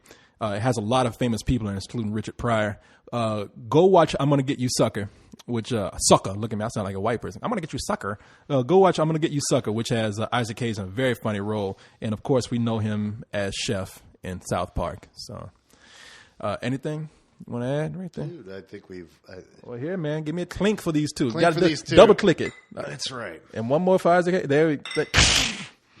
Well, you've got me clinking beer bottles over your, Don't think I didn't think about board. that. I was like, shit, I hope this doesn't break. The interesting point about this, though, is that both those guys, Isaac Hayes and Bernie Mac, were in Soul Man. And Samuel Jackson is in that movie also. Oh, so, yeah, people are talking about how he's next. Oh, yeah, I know. And Samuel Jackson, I mean, I got to admit. No. If Sam Jackson died, dude, I would go in mourning. I mean, Sam Jackson is hands down my single favorite actor working today. Oh, man, yeah. I have 3 different Sam Jackson heads on my computer. Well, if Samuel Jackson died, and I'm not saying he is, so if he does, please. I didn't bring this. No, yeah, he is not his time. But if he died, that would be a national holiday for a lot of people. I mean, that. No, not a national holiday. It'd be a national day of mourning. It would be a national. The reason why I say holiday because people would not go. I know I wouldn't do any work for the day. I'd be like, fuck. National day. You say national holiday. No, that's what we're going to throw when Pauly Shore finally dies. Yeah, he's gone. Oh man, that's so many people to pick on instead of Pauly Shore. There's so many people ahead of him right now. Dude, you know what? If Pauly Shore died today, I don't think any of us. Nobody would really notice, but I wouldn't feel. I wouldn't feel happiness. I watched his last movie and I was very. What was his last? What like in 1999? No. 2-3 years ago, he put out a film called Pauly Shore is Dead, and it just made me pissed off. I heard that was funny. No, I didn't see it. Of course, okay. You heard way wrong. That movie was not funny. Well, look. If I was Samuel Jackson, I mean, I don't even believe in this shit, but I have to admit, if I was Samuel Jackson, I'd be like, God damn, am I next? I'd be a little bit nervous. I would be at home, under the bed, or hiding under the covers, because that shit is freaky, man. I mean, imagine 2 people in the same weekend dying like that out of just nowhere. I mean, I know stranger things have happened, but shit. Yes. The question is, I want to know if it's some anniversary of something in Soul Man. Has anybody seen Soul Man since it first came out? Well, wait a minute. You're talking about the first movie called Soul Man? Which one were they in together? You said Soul Man, right? No. There's a movie coming out. Oh. Called Soul Man. Now, you had Soul Man. Oh, I thought you were saying they were in that together. No. There's a movie called. I remember that. But I know it was like wondering whether a movie called Soul Man. It's not yet released. It's called Soul Man. I don't know that much about it. I've even seen pictures of it. Oh God, yeah. I hope it's fucking good. It better be fucking good, or else we're gonna be sitting there shaking our heads, going, "Oh God, no." We lost both these guys. We said so many great things, and then they made this. I will just say, holy God. We'll just look back and say, well, fuck, we're glad they weren't here to see it. This is the point where I'm going to make a plea to the, whatever studio has it. If the movie's not good, don't release it. Oh, they'll release it now. They'll be like, really. Shit, did you see how much money that Batman made because Heath Ledger died? You goddamn right we're going to release this movie. All I know is I feel the same way, man. I hope that the movie is good. I always hate it when guys die and their last roles are something shitty. Orson Welles, his last role was a voice on the Transformers. Now, I know Transformers is a cult hit with everybody, but I can tell you, Orson Welles would not want that to be his last thing. Who did? When he first set out to make Citizen Kane, he said, yeah. I want to make the greatest movie of my life, and then I want to sell wine and do voices in a crappy cartoon. And then I want to be the voice of a giant robot. Now my life is complete. But who was that that did Street Fighter? Oh God! I keep wanting to say Ramirez Berg, but that's no, it's. Now you've asked me after my second beer, and it's like shit. I want to. Julio. No, fuck. See, you've got the computer in front of you. Raul Julia. Raul Julia. Yeah, Raul Julia, who's considered to be a great actor. He was a great actor. Yeah, and his last role was as M. Bison in Street Fighter. That motherfucker. Who's playing M. Bison in the new Street Fighter? They're bringing him back. They're going to bring him back as CG. No, I don't know. There's somebody playing M. Bison in the new one. Who's somebody? Anybody who plays video games, M. Bison is a huge son of a bitch. Who the fuck thought? Raul Julia, who played in the Addams Family movie. Right there. I'm going to stop you right there. What the There's hell? so many bigger problems with Street Fighter than to. That was one of them. That was a major one of them. Like, let's get the dad from the Addams Family, Raul Julia, to play M. Bison in Street Fighter. And let's take the American character Guile and have him played by the muscles from Brussels. And let's look at that script. And there's a million other things wrong with that. They were just happy that they got somebody that people would recognize. The piece of shit movie anyway. Total piece of shit. Yeah, no, it's almost laughably watchable, but. I hope that's not the case with this movie Soul, man. You're right. I hope it's a great movie. I hope that Samuel Jackson doesn't have to look at that movie and be like, damn, I should have went next before this shit came out. Fuck this. But it looks like it has potential from the one photograph that I saw. So how much time we got? What are we looking at? Oh, man, we got time for email now. Let's do an email. Before we do that, though, I just want to do a quick throwback to what we were talking about with the whole retard word and everything. The reason why maybe I feel so sensitive about that is because we use that word. We make fun of everybody on here, and that's our excuse. We use it. And sometimes I say things, and after we're done, I go back and I'm like, man, I feel kind of weird saying that. So, I mean, maybe that's why I feel this way about that. But I know very well that I'm not above doing that myself, and I'd use a lot of derogatory terms. But my whole excuse is that I point out everybody. That's not always a good excuse, I guess. But anyway, you wanted to bring up something, dude. I watched Doomsday this weekend, and I was here when you recorded your review for that, and you ripped into that film. You're like, man, it's not worth checking out. It was awful, and you just ripped it up. And I did not rip it up. I remember saying, now I don't know if I gave it a rental or a matinee. I might have given it a rental, but I said that I had a lot of fun watching that movie, and I said that it was a bad movie, and I still think it's a bad movie, but I had fun. I enjoyed watching it. The thing is it's not a bad movie for what it is and what it's attempting to do. I thought it was fantastic. The problem is Universal had no idea what they had on their hands. The problem was that Neil Marshall was too serious when he was talking about the film with them, and never uttered the words, "This is my grindhouse." And what he did is he went and made his grindhouse. He made the movie of the films that influenced him. Now, Neil Marshall's about 10 years younger than Quentin and Robert. So the movies that influenced him weren't these, grindhouse films of the 70s. They were Escape from New York, Excalibur, The Warriors, the Mad Max and The Road Warrior. These are the movies he grew up with as a kid, and he was like, oh my God, I love these movies. I want to make a movie like that, and made a movie that was evocative of all those films. See, you know what my problem is with that?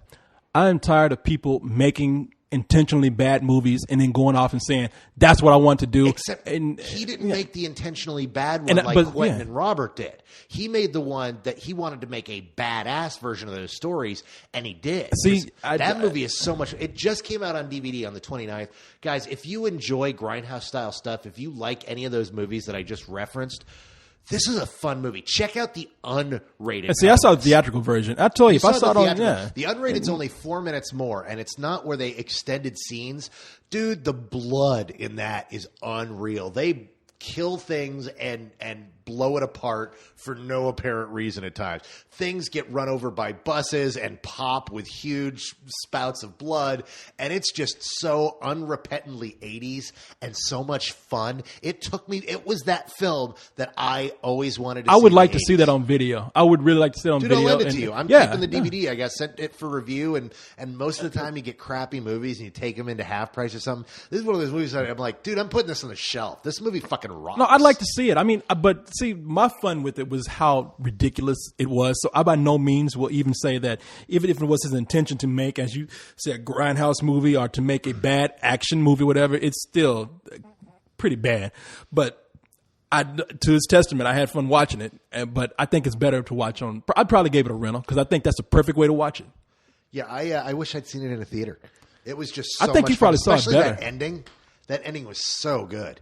Oh my God, did I love that ending? And it's What did you talk about the car chase at the end? And no, like the ending where she rolls up. I don't want to spoil it for them. I'll talk to you about it. You thought that was great, dude? That was such the ending that we never got in the 80s. That was that ending that you always wanted to see and you never did.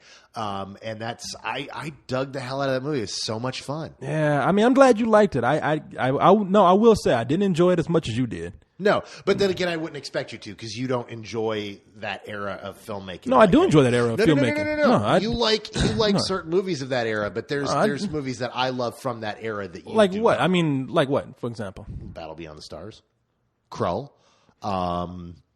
Krull and Battle, because those are bad movies. Well, here we go. See, you don't. This is exactly what I'm talking about. It's not a diss on you. You just don't appreciate that period of filmmaking. I remember I saw Krull when I was a kid. I saw it. I probably saw it. No, I didn't see it there, but I remember when they were advertising. I did see it when I was young, and back then I even thought like, dude, I love Krull. I love Krull. But this is what I'm talking about. Is I love if you love that era of filmmaking, which you don't. You're we're talking about 80s. I mean, we're talking about certain movies from that era. Like, I mean, if you want to put certain things in there, Escape from New York. Yeah, exactly. But Escape from New York is like the pinnacle. That's like up there in like the top 5 of those films. That's when John Carpenter was at his best. But Krull is, even back then, it was critically panned and considered to be a really bad movie. Except what I'm just talking about how the fact that I love that era of filmmaking. It's not that era of filmmaking because you say 80s.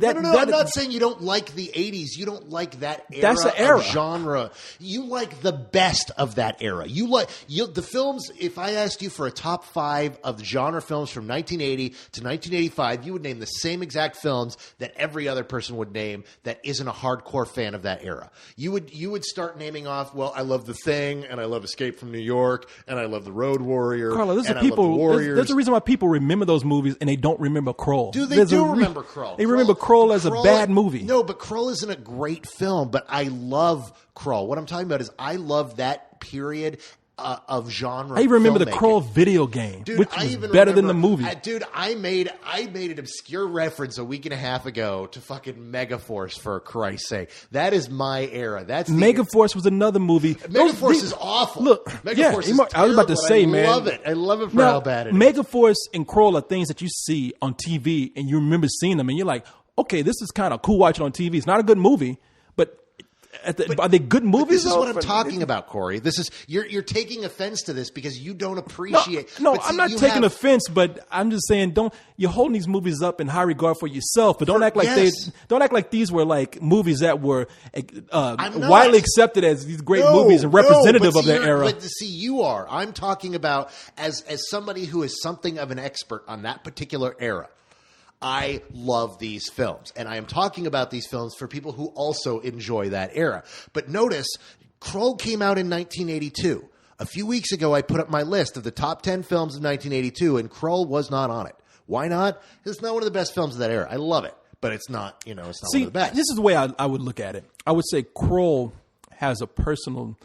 I mean, it's a movie that's personal for you. It's a personal favorite for you. But that's what I'm. But it's not widely representative of that era. But. No, it is representative of that era because we had so many films like it in that era. No, that was the era of bad fantasy movies. Well, yeah, but I happen to enjoy those for what they are, just like you have a love of exploitation films. Now, you have a love that surpasses even my own. That's why I never try to argue exploitation with you, because you love exploitation far more than I do. But, I love a lot of shitty movies myself from the 70s and 80s. I mean, think about all those killer animal movies that I'm always renting and shit like that. Dude, this is the point I'm trying to make. Doomsday plays to me. Doomsday plays to it makes slight, subtle references to movies you may not have even seen, let alone have thought of for 20 years, even if you did. It is that kind of a movie. It is the grindhouse of that early stuff. It draws from a lot of the obvious stuff that you have seen and a lot of the great stuff, but it also draws from a lot of the thing about Doomsday is it's a drive-in movie. Whereas it's not a grindhouse movie because it's not of that era. It's from the drive-in era when this was the midnight movie. Like, a lot of people don't realize Highlander was released in drive-ins and played as the third film of a 3-film thing where you'd have your 2 mainstream films and then they'd play Highlander at the end. That was the midnight movie. I had a friend who, years ago I was working with, and he talked about the experience of seeing it in a theater, which I did not get to do, and talked about how everyone else, he had seen it at a drive-in, everyone else had fallen asleep, he couldn't sleep, and he's just like, fuck it, I'll watch this next movie, and it was Highlander, and it was where I live, Highlander came out in the theater.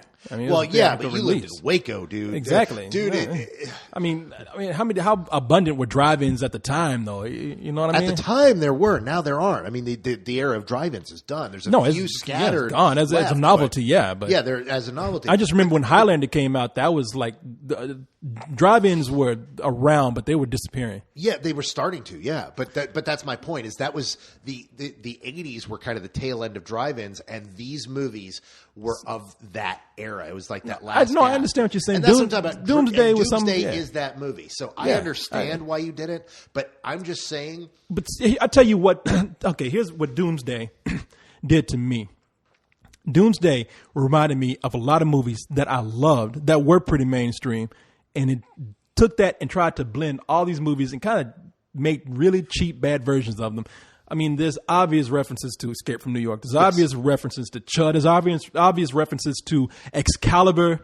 There's I would obvious disagree with Chud, but I see where you're coming from with Chud, but Chud isn't there. This whole thing with or any kind of zombie movie in a way where they just eat cannibal. I'm talking about the cannibal part of the whole thing. Oh, yeah. And then, God damn it. And then you have Warrior. I was going to say the Road Warrior. Now, if you look at that last chase scene, that's pretty much a rip of the last scene in the Road Warrior. That car chase, they stole scenes out of that. I wouldn't even say inspired, stole. And I'm looking at this, and I'm like, having just recently watched Road Warrior, they didn't steal, but there was at the time I had seen this is now what there Lee is and I a was shot. talking There's a about. shot in there that they steal right out of the Warriors. Was it the head thing or? No, out of the Warriors. The Warriors. Yeah, where the bus kind of comes around and all the guys are hanging off, banging on the side, and she's running down the street. God, the movie is just so much fun. I see, and I'm looking at this and I'm thinking, wow, this guy was influenced by all these movies, and he took it and tried to fit too much into this film, and I've seen it done better. But hey, while I'm watching this, the stupidity is making me laugh. I mean, they got what really set the tone for the movie for me was this part right here. There's this area where apparently these turrets are keeping guard, computerized turrets, I loved it. But apparently these turrets have been up for a year or two. They've been up for 30 years. So goddamn, 30 years, man. Now 30 years. If those turrets out there shooting shit, there should be nothing out there. But yet there's one rabbit who comes out of a hole and they blow that motherfucker up. Yeah, and I'm thinking. They don't just blow them up. They eviscerated this rabbit. It's a powder of red spray. They pulp that rabbit. 30 years, things would be gone. What makes this rabbit special? This is exactly the problem I knew you had, because you have a hard time wrapping your mind around small logic things like that. Well, no, it's not even the logic. It's saying that they skipped logic to show us a scene where they had to show how effective these tourists were about blowing up a rabbit. This one brave rabbit that said, fuck it, I'm staying in the neighborhood. You ain't gonna make me move. I'm staying at my home. And the rabbit comes out, ah!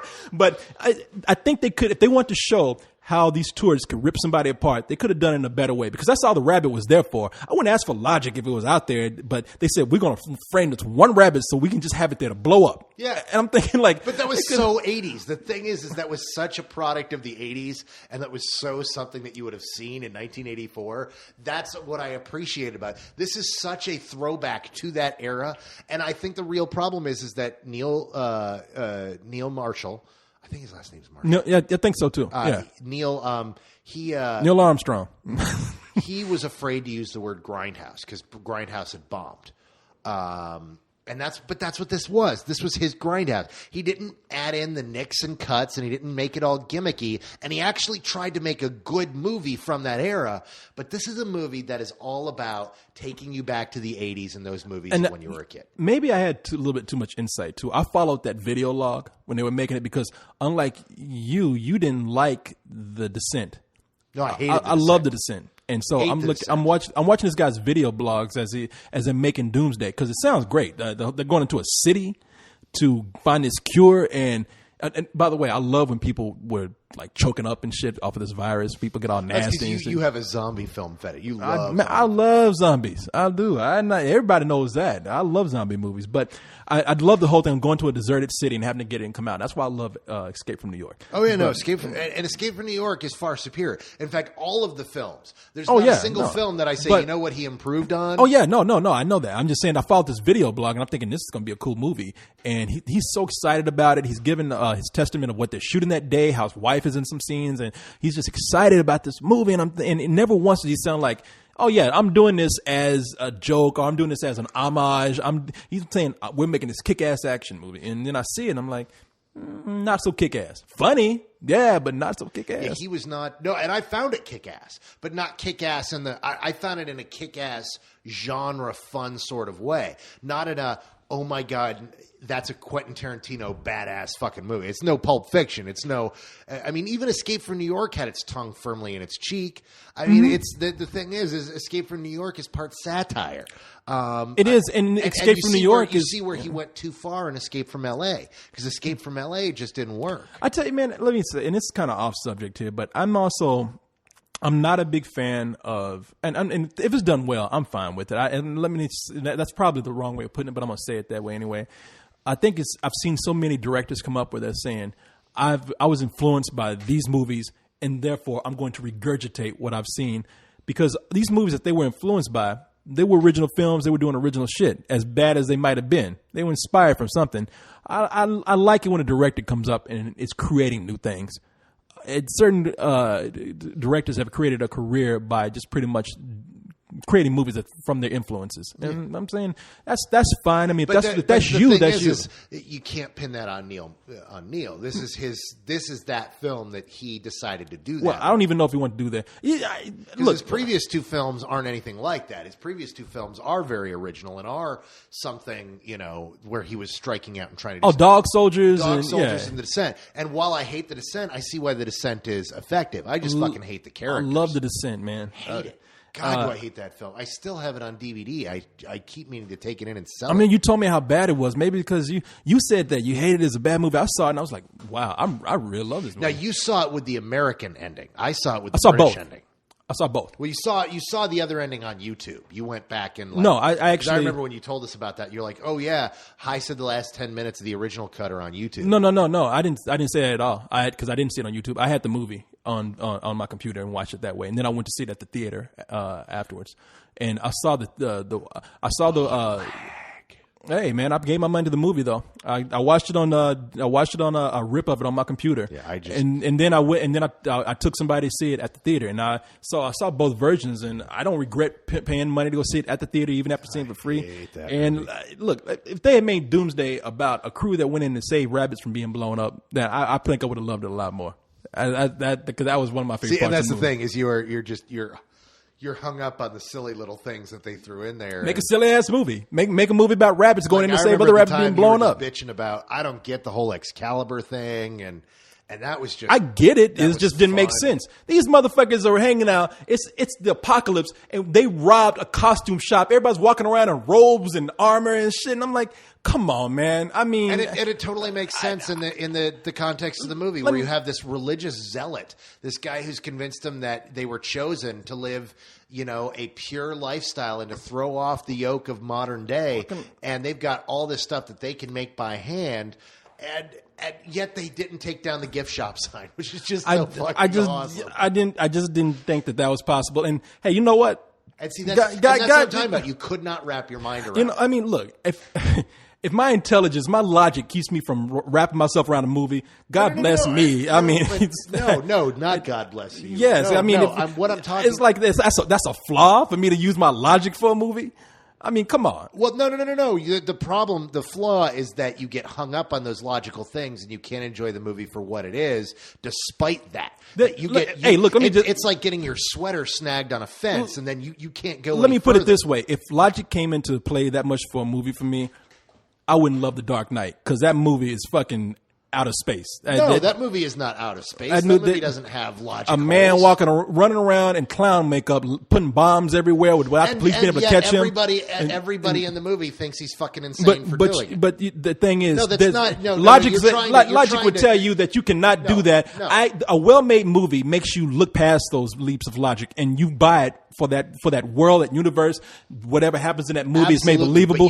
But you get caught. I get caught up in logic in bad movies. That's what it is. Because if you make something shitty, I know this is how you rationalize it in your head. No, this is what separates you from me. This is how you rationalize makes us completely different movie watchers. See, it's not rationalizing on my part. I'm looking at it for what it is. You rationalize it for your enjoyment. That's because when I walk into a movie, I want to enjoy it. I'm not looking for a film to be entirely internally consistent because it's a fucking movie. I mean, there's going to be huge leaps of logic that we have to take, even in the best fucking movies. Now, understand what I'm saying. A good movie will make you overlook those leaps of logic. A great movie will make you completely overlook. And you will look at it and be like, and even some movies where you're like, hey, you can't do this, but it was enjoyable. I mean, look, it's all perspective, right? I mean, you have yours and I have mine. There's some movies I can look past, and then there's some movies I can't. Right, the thing is, this is one of those movies where you got hung up on those little things. Well, no, and it impeded your enjoyment. I don't think it's even that. I just think that it wasn't a very well-made movie. That's all. I mean, it's not even about me looking at things and saying that's not possible because it's a fucking movie. And I think it was a very well-made movie for what it was attempting to be. For what it was trying to be. Now, is it a great movie on par with Gone with the Wind or Casablanca or Oh no, I didn't say that. No, fuck no. And I wouldn't even put it in the list of the films that it is clearly borrowing from. But as an homage film, you know what? I gotta say, I enjoyed it more than I enjoyed either of the Grindhouse films. See, this it's a matter of taste. Like, this is the reason why I like The Descent and you didn't. Sure. You know what I mean? Now if I wanted to look at that movie and say, wait a minute, there's a cave that you can go like barely 12 feet under, and there's creatures down there and whatnot. I see, that's crazy, but I can buy it. I mean, it's all right with me. I got wrapped up in the movie, but you didn't like the movie, so it's just a matter of personal taste. That's all. I mean, I'm not faulting you for liking Doomsday. I'm just saying. Please enjoy. I'll come in and I will tuck you in before you go to bed and let you watch it. Sure. And, let's get to email before you start talking about tucking me into bed. Fluff the pillows for you. Yeah, that's a euphemism, right? Mm-hmm. Wait a minute, let's see here. And now we've got dead air. Because no, because I'm looking at this email here because I picked up one specifically for you. Okay, pick it up for me. And what I did was I went back and copied and pasted a bunch of emails. And you always forget to paste who it's from. No, I did that this week. You did that this week? I did this week for everyone. And let me find the one I want to give to you. Okay, here it is. This one is from Jay, as a matter of fact. And Jay says, with Fox Studios fucking up so bad, do you think that James Cameron's Avatar will possibly make up for all the recent failures? I don't think anything could make up for all their recent failures. Well, do you think that, I guess what he's saying is they've had a recent string of flops, mediocre films. Do you think that this one will be a huge success for them? Well, sure, but that's because that was part of Cameron's deal, was Fox doesn't get to fuck with him. When you're the director of Titanic and made the highest grossing film of all time, they don't ask you questions. And the thing is this is James Cameron's first feature film that is, completely fictional. His first feature fictional film since Titanic. So he's got all that currency still in the bank from, that movie that he can go ahead and do whatever he wants. If he fucks this up, that's when people are going to meddle with him in the next one. But no, I don't think Fox's history of cocking up really great movies is going to play at all into this movie because he's got carte blanche this time. And every studio goes through slumps, man. I mean, 20th Century Fox will go through theirs and they'll be back. Well, yeah, but their slump is always about who's on top. Yeah. Every time that changes up, it goes into a nothing lasts forever. I mean, in a business, nobody has a complete winning streak, especially when you go on for years and years. So at some point, DreamWorks pretty much did. What's that? Did they? Yeah, DreamWorks pretty much. Yeah, and a lot of. I'm really happy to see that they're separating. I mean, well, I'm kind of disappointed. Oh, separating from Paramount, is that? From Paramount. Yeah. Because they had a great deal. They had a great deal going with them, and they were making some good stuff. But I mean, when they really kind of dissolved, that was kind of a black point because. And I have no point of stuff. Yeah, and I have no point of reference right now. I mean, I'm sure Warner Brothers has gone through a great slump, and then years later they all have. But the thing is since we are film commentators, and since the one studio that's going through a real bad slump right now is Fox, they're the ones that I'm talking about. Well, look at like New Line. New Line was on top of the world with the Lord of the Rings trilogy, and now they're going under. From what I hear, they're going to be bought by somebody. No. New Line was owned by Warner Brothers, and Warner Brothers decided to dissolve them and absorb them, because really it was one of those things where eventually someone said, really, why are we operating two different film companies under the same branch? I mean, everybody knows New Line's owned by Warner Brothers. Why do we have this separate film company? Yeah, and they had a big falling out about something. A lot of the employees some big falling out with the Sex and the City premiere party that they did, and that was one of the things where a lot of employees were at New Line. They got hired to promote Sex and the City movie, and they're like, fuck it, we're getting fired anyway, so we don't care. That was one of those things where they're like, you know what, we're not going to be around next month anyway. In fact, it was kind of funny. I know the head of New Line marketing, Gordon Patterson. The guy is awesome. I mean, the guy is just a cool dude. He's a movie lover. He comes to Austin all the time, and he would only come to Austin. I had lunch last week. No. You know what? But I have eaten with. No, he's really one of those. He's just this cool movie loving guy, and I love seeing him at things. And he was big into coming down and putting on these big, extravagant geek shows here in Austin, and just having a good time with it. I remember he brought us down this movie, and he's like, "Look, we've got this movie. We're really proud of it, but it's not on anyone's radar. We're wondering if you guys could take a look at it so we could get your opinion on it." And we go in, and it's Harold and Kumar Go to White Castle. And we laugh our asses off. We're like, this is incredible. And that night, he had tracked down and found the one place here in Austin that served sliders in the middle of the night. We all drove out and had sliders together on New Line, and just, talked about the movie and ate sliders, which are, of course, the burgers in Harold and Kumar Go to White Castle. And he's just a great guy. He's brought down a lot of fun films. Well, give him this dollar since he's losing his job. But anyhow, no. He thought he was losing his job, so he threw this killer event here in Austin, which was a bottomless party for Harold and Kumar Go to White Castle, or Harold and Kumar Go to Guantanamo Bay, where you go to the movie Bottomless. And I thought they meant like they had bottomless servings of White Castle burgers. I was like, shit, you're gonna be shitting all day the next day eating that. No, they actually had that. They had their special screening they had down here. They built a fake White Castle and showed the movie out in the middle of a field. But no, so they had a bottomless screening where you came not wearing any pants or underwear to Harold and Kumar Go to Guantanamo Bay. Fuck, now who did that? Who the fuck went out there wearing no pants? A lot of people, especially the local nudists, because the Alamo Drafthouse has started throwing occasional nude screening. Hell no, I didn't. Nobody wants to see my tackle. I do. I don't buy this. I don't buy this at all. I'm telling you. I'm trying to tell you the truth here. Telling you a true story. We had that here, and he was like, and someone was like, Gordon, why are you, you're actually getting behind this? He's like, dude, I'm getting fired in a month. What do I care? And then the person goes, oh, well, I was just reading that they were saying that they were thinking about keeping on the marketing division. And he's like, wait, what? You read that in the paper? So he's like, oh, maybe I should think about that. Wait a minute. You mean somebody had a bottomless party and this didn't make any news, didn't break any laws or anything? In Austin? I mean, come on. Even Austin has zoning laws for that kind of shit. No. Austin has very specific laws on nudity. We are allowed to walk around nude if we want to.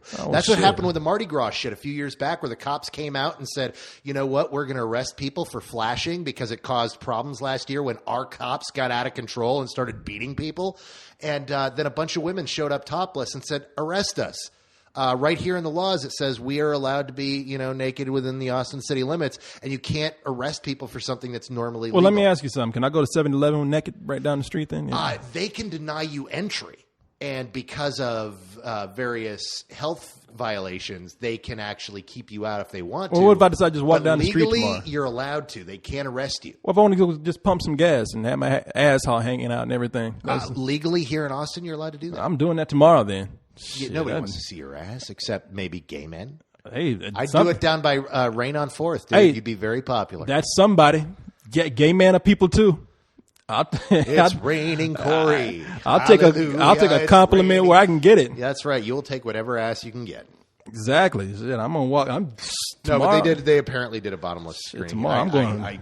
Whether I was told they went through with it. I was not there, so I cannot verify who was I just there. didn't hear anything about this. I'm sure this would have made the news or something. Fuck it. It don't even matter. I'm going rollerblading tomorrow with my junk hanging all out, flapping in the wind. I wish somebody had told me this earlier. Much. But. Oh, shit. What are you talking about? I can fucking tug a car with that shit. But that's neither here nor there.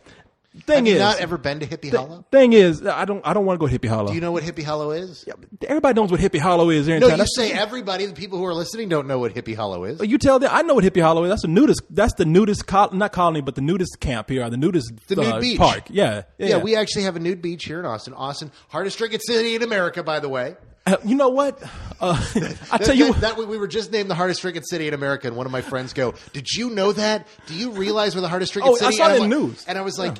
You do realize that I have a weekly show called A Couple of Cold Ones, right? Where I sit around and get paid to drink and shoot the shit. I tell you what, I have a story, a real quick story about Hippie Hollow. I had a friend who I want to say his last name, but his first name was Ruben, and Ruben Ruben was I love Ruben's story. Ruben was a park ranger. And one of the places that he was in was Hippie Hollow. Now, apparently in Hippie Hollow, they don't have a problem with heterosexual sex too much going on, but every now and then you get gay men going at it. And if you catch them, I think you have to kick them out or escort them out or something. So they caught one guy giving oral sex to another guy. And they went and broke those guys up. And hey, break exactly, it up. There's two people I don't want. Exactly. That's a tough job. So they're going to break them up, and Ruben is escorting the guy out who was doing the giving, who was on his knees doing the oral sex, and so he's walking out. The fellator. Giving the fellatio, and so he's walking out, and the guy overheats and kind of starts passing out and whatnot, and he calls it in. He's like, Jesus, this guy's fucking he's passing out. He's stroking or something. And so this other park ranger came over and he's like, fuck man, he's not breathing. So he gives him mouth to mouth. And Ruben is like, he said, man, I wanted to tell him, but by that point, what am I going to do? The guy's dying. No. You don't tell him. You wait until after. You're like, you know what I broke him up for? You know I was escorting him that's out? what he was talking about. He's like, after it was done, he wrote a report. And I just let him fill in there that what happened, what he saw happened. I didn't say that what he was doing beforehand, what was occurring. So he's like, yeah, he never knew the guy was like sucking on a penis before then. So, but anyway, I thought awesome. that, yeah, no, I was, and something tells me that Ruben was the one that was giving the mouth to mouth, and he just changed it to another guy. So this other ranger comes up and, yeah, exactly right, Ruben. Sure. Okay, here's an email that I'm curious to know what you think about, and I'll give my opinion on this full force. He says, this is from Tom Rizzo, and Tom Rizzo says, what's your opinion on a fifth Lethal Weapon?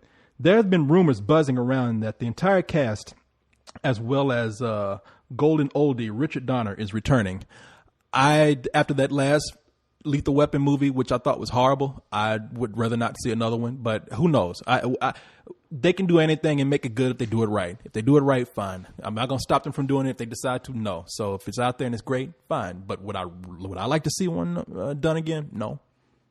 I mean, what did you think about that last one?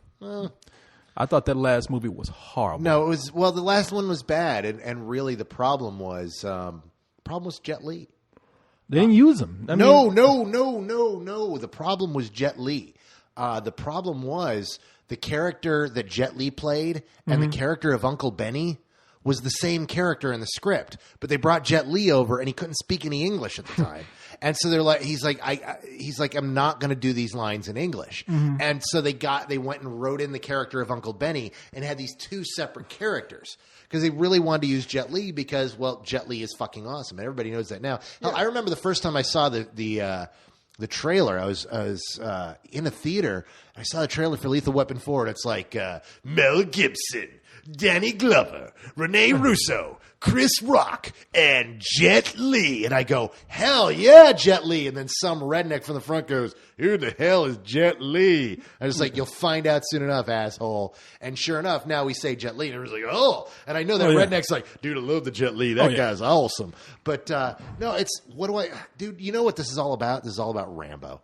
And it's all about Rocky. And it's all about the fact that the big things from the 80s are back again, and they're trying all this stuff. And we're going to be inundated with a bunch of sequels that maybe we need, maybe we don't. Yeah, and let me just put it this way. That's a good way of putting it. We don't need it, I think, in my opinion. We don't. Dude, Rambo and Rocky were some of those things. I mean, that was something that so worked because those of us that grew up so loved Stallone, and Stallone really had kind of fallen, and it was great to see him come back and put punctuation at the end of these characters. Yeah, and they're even talking about doing another Rocky. I mean, not Rocky, but they're talking about doing another Rambo. They're talking about doing another Rambo. And that would ruin it. What they're talking about isn't so bad. We'll see how it works out. They're essentially talking about remaking Mr. Majestic in a way. So we'll see what happens. You totally derailed me by going back to that. No, we don't need another Merton Riggs. It wouldn't be bad if they've got a good movie for it, but the problem is they're going to want to bring back everyone, and that means Joe Pesci. Yeah. And Joe Pesci was a character that never should have gone past the second. He never should have been in the third. He certainly never should have been in the fourth. And this Lethal Weapon just kept getting burdened by the fact that they refused to leave great characters in past movies. Well, that and they just tried to. You're right. They put them all in one movie, and they even ended the fourth movie by saying, we're all family. After all this violence and everything, they have this cute moment. Yeah. And it's because they got all these characters together. You're right. We don't need it. Here's a question that you probably would be surprised of my answer for. Are you gay? Yes. Yes. Everybody knows that. What are you talking about? That's okay. A given. Hook me up. Hit me. Let's see. What does it say? This is from Tom, and Tom says, does The Dark Knight sales prove that poor material and not internet privacy has been responsible for poor box office sales? First of all, let me tell you. Let me just say this. What's the question? It says. I'm not going to read this shit again. Let me. It's No. I mean, I don't understand what the question is. It says, does The Dark Knight prove that poor material and not internet piracy has been responsible for poor box office sales? I don't think we really had that many poor box office sales. But an interesting note here is that one of the reasons why The Dark Knight is considered to be a success is because they had a tight rein on the piracy of that movie. They actually did a lot to make sure that nothing got out. No one got any kind of early copy of this movie. Nothing leaked at all. And a lot of that is considered to lend itself to the success the box office success of that movie. So, and the thing is it's targeting audiences. It's bringing in audiences that don't pirate. Your 35 plus audience that's just coming in and seeing this movie going, I want to find out what this is all about. And the geek audience is like so wants to see it. They want to see it big.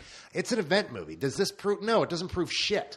Because this movie breaks so many rules and conventions about so many things that have been believed. And the thing is it's going to cause a lot of people to believe new things that just aren't true. It is lightning in a bottle. It is its own special thing that you will never see again. The third Batman film probably won't do this kind of business. No. This is such a special point in time. What does this prove? It proves that, if you've got enough buzz on a movie with a really well-loved actor who dies just after making the film, that you can get incredible box office and that won't chase people off. That's what this movie proves. It proves that if you make a great film and enough buzz leads into it, that people will come and see it. But you know something? That's the other thing. I keep saying, I don't want people to think that this is the only thing I keep saying about the movie, that Heath Ledger died. I mean, that did help. I don't care what anybody says. But also, they did make a great movie. They made a great movie. Yeah. No, they made one of the best movies of the year. This one is not only going to be on almost every top 10 list at the end of the year, it's going to be in the top 5, top 3 of almost every top 10 list at the end of the year. Except those, random guys who just didn't like it. Yeah, and I keep saying, let's see how the rest of the year plays out, because I'm not even saying this because I want to see The Dark Knight go down or anything like that. But I still think that you have a lot of critics who are hard pressed to actually put a superhero movie in their top 3, depending on what else plays except in this the is year. A movie that kind of breaks that. I mean, and the thing it could. I mean, and I hope it does. I'm just saying, it is a movie so good, it's going to end up on the lists. It will end up on lists. Definitely on top 10. surely on a lot of top 5. Yeah, I'm just saying as far as like and top 3 and whatnot. I think there's certain people, but a lot of your critics are not going to do that though. If it's not in most of the top 3s, then we are in for an incredible fall. Well, that's what I'm saying. There's a lot of stuff coming out this fall. Yeah, but we'll see. I mean, who knows? Well, I know. Who knows? It may not even be the best superhero movie of the year. I mean, I really doubt The Spirit is going to beat it, but who knows? Well, The Spirit's not coming out. Well, The Spirit's coming out in December. Yeah. But you know, can I tell you something? Tell me something. And I don't want to say anything bad about this movie because I hope the best for anything. But after seeing a little bit of The Spirit, I'm not too into it, man. We'll see. No, I wanted to do well. I will just say that at Comic-Con, they showed a clip, very cartoony, very empty looking. I don't think they showed their best stuff. I'm hoping that movie will be bad. Yeah, no, I look, Samuel Jackson, I always want him to do well. You know, he's made some shitty movies, but God, yeah. I mean, we talked about how much you and I are two of Sam Jackson's biggest fans on the planet. Oh, I love him. Brother. Yeah. Oh my God, is he great? But you know what? No, the thing is he's the Black Michael Caine. And he will work in anything. He just likes to keep working. He will make The Man. And you know what? He would make The Man too. And you know what? You and I would fucking see The Man but you know just because Sam was in it, hoping for that moment of brilliance from Sam. He's got such a fan base right now that he can bounce back from anything. Yeah. No, because we'll see him in a bad movie and go, he's still fucking Sam Jackson. Yeah. You know what? He's always going to be that bad motherfucker. I'm going to end this with one more question here. Okay, and then we got to end it because it's fucking hot in here. Let me see. What does it say here? This comes from Alex, and Alex wants to know, what is your longest film festival that you've been in? And the reason why I answered this is because I thought about it, and I'll just simply put it this way. I'm not a big fan of these marathon film festivals because I just don't have the time to sit in a theater all day long. The last time I did that was probably 10, 12, maybe even 15 years ago, and I sat through a Star Wars screening. I watched all 3 movies. So what kind of marathon have I done?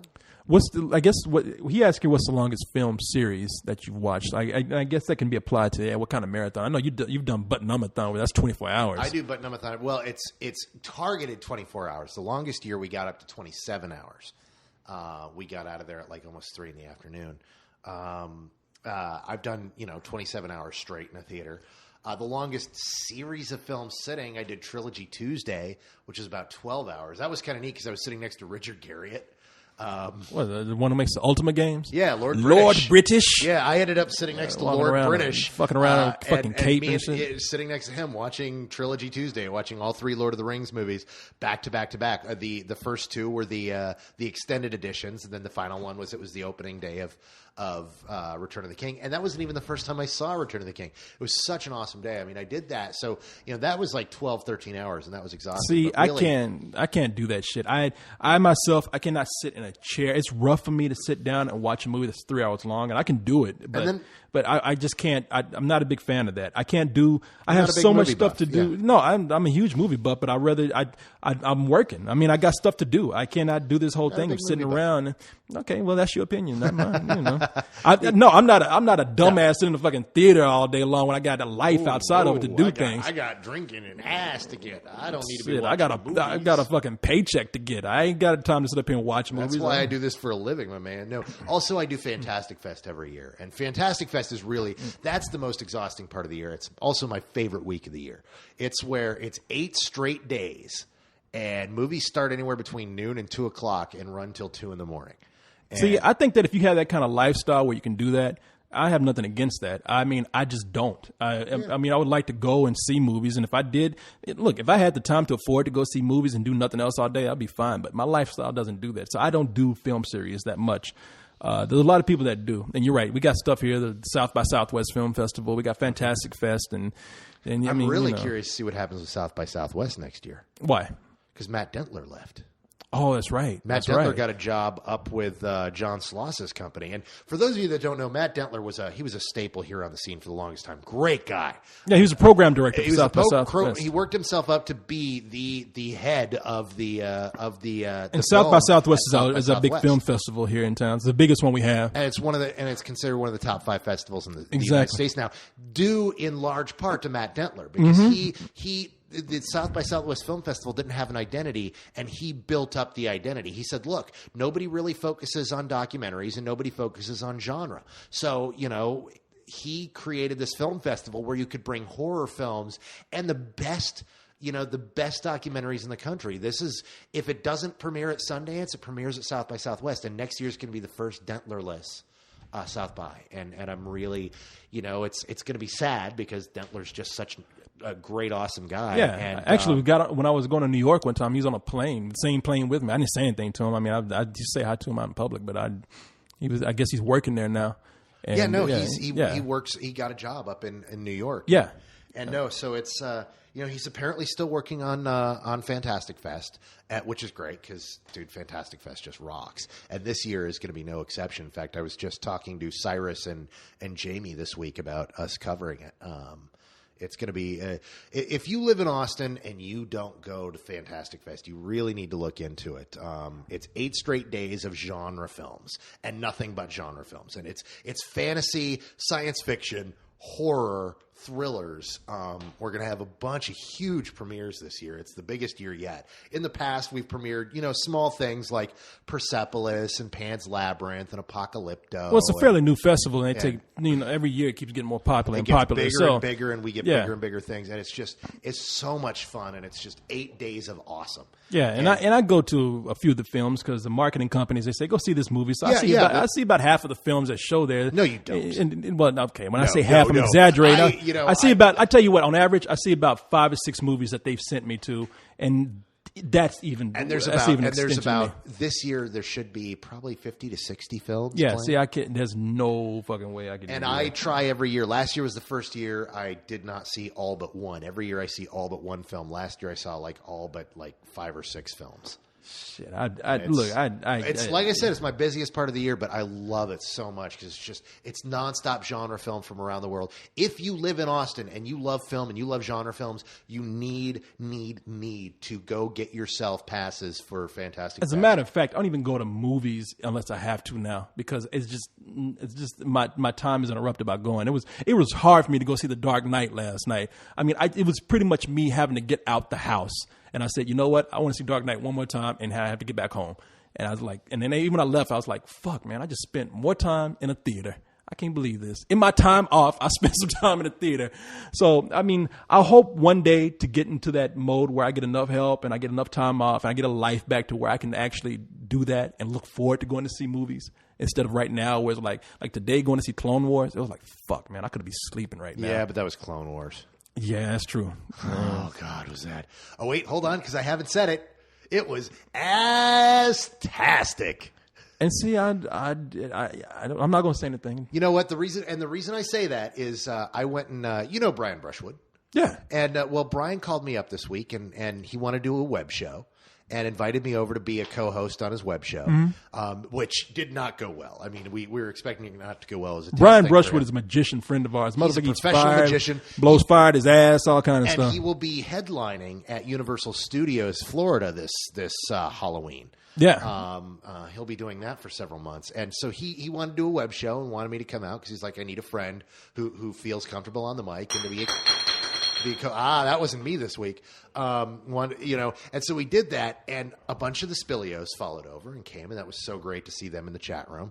And several of the people just kept going, it's ass-tastic, and just trying to get me to say it. And so, you know what? We have a movie this week that is ass-tastic, and you guys are going to have your review up later this week. But I can honestly say I hated the shit out of this thing, and it was, No, you saw it. I mean, go ahead and put it out there. What did you think? It's just as bad as the prequels. If you don't like the prequels, you're not going to like this. This is for the hardcore Let me ask Star you Wars something. fanboys. Did you not like the third Star Wars movie? I think it's the best of the series. I think it was good, but there were 4 moments that I hate, that I rolled my eyes at seeing these moments because they were throwbacks to the other films, and they were just so bad and didn't need to be there. Yeah, I don't. And they're the ones everyone has a problem with. It's like, no, Padme.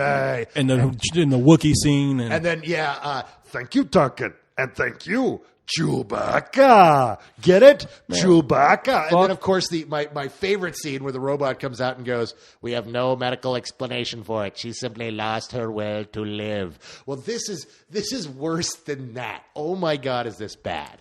And I hear you guys didn't, dislike it as much as I did. I won't say that for all of it.